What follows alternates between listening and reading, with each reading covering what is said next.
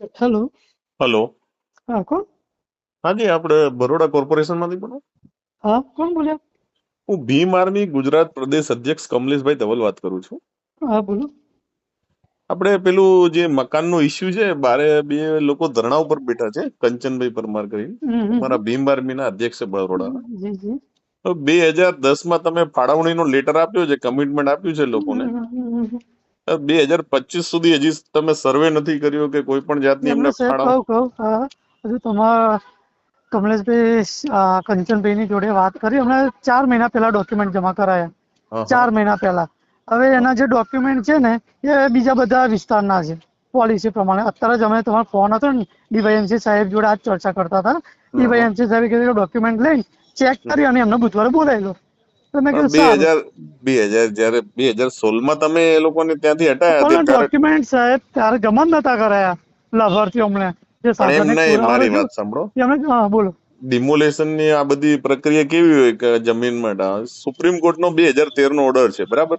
હમ રીહેબિલિટેશન રીસેટલમેન્ટ. હમ એમાં તમારે જે પણ તમે ત્યાંથી હટાવો તો એ લોકોને વૈકલ્પિક વ્યવસ્થા આપવી પડે તમારે. વૈકલ્પિક વૈકલ્પિક અમે એમને જે લેટર આપ્યું ને એમાં લખેલું કે સાધનિક પુરાવા રજૂ કરજો, પણ એ પછી જમા ના કરાયા. પછી પણ વચ્ચે 2016માં તમે સાંભળો હટાયા તો હોય જ ને. પણ એ લોકો અમને જમા નથી કરાયા.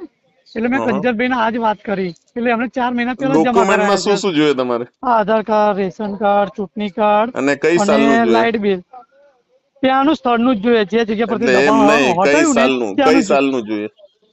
સાલનું તો આપણે જે તૂટ્યું ને 16 ની અંદર જે તૂટ્યું છે લગભગ એટલે એ 16 જે 16નું જોઈએ પહેલાનું આપણે, બરાબર? યસ યસ યસ ઓકે, જોઈએ. વાંધો ને. હું એમને કહું છું 16 પેલાના બધા ડોક્યુમેન્ટ જમા અને કરાવી દે, બરાબર? અને ઓલરેડી મેં એમને સમજાયેલા છે હા. કંચનભાઈને અવારના અવાર. પણ હવે એવા આપાજોનો ભાવનગરનું ડોક્યુમેન્ટ અહીંયા રજૂ કરે બરોડામાં તો કેવી રીતે ચાલે? પણ એમાં શું તમે છે, જે સમજો. 2016માં હા 2016માં તમે કોઈ પણ ને ત્યાંથી હટાયા, બરાબર?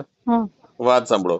હવે 2016 પછી એ લોકો બીજે ક્યાંય રહેવા ગયા તો એ લોકોના બાળકોને એમને કોઈ એડ્રેસ પ્રૂફ બતાવવું હોય તો ત્યાંનું બતાવે, તો ત્યાં હોય જ નહીં તો શું બતાવે?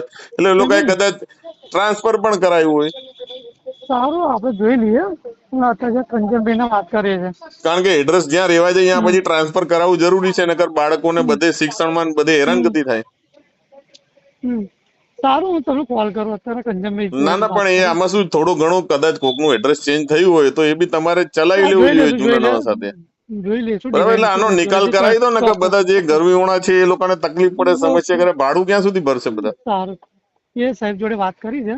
હા કંચનભાઈને વાત કરીને બોલાવીએ છીએ, બરાબર? હા, વાંધો બુધવારે નહીં. પતી જશે ને? હા, બુધવાર સુધીમાં પતાવી દો બધાનું, નકર પછી અમારે ગુજરાત પૂરતું મોટું આંદોલન કરવું પડશે ત્યાં. ઓકે, સારું.